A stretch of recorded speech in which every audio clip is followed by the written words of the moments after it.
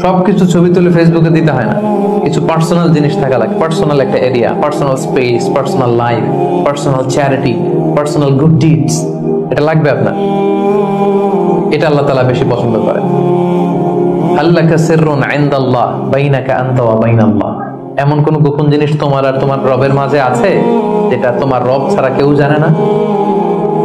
তোমার আর তোমার রবের মাঝে এরকম গোপন কোন ডিলিংস আছে যেটা কেউ জানে না? জীবনে কখনো গোপন দান করছো যেটা কেউ দেখেনি? ওইটাই কাজে লাগবে।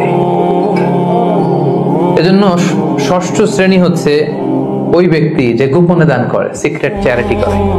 গোপনে দান করতে রাজি আছেন তো সবাই? নট নেসেসারি যে খুব বিগ অ্যামাউন্ট লাগবে। 1 রিঙ্গিত, কয় রিঙ্গিত?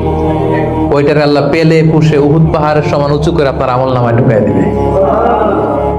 কটা গেল? 7 নাম্বার হচ্ছে রাজুলুন যাকারাল্লাহ খালিয়ান ফাফাদাত আইনা, যে ব্যক্তি গোপনে আল্লাহর জিকির করে, আল্লাহকে স্মরণ করে আর চোখের পানি ছাড়ে।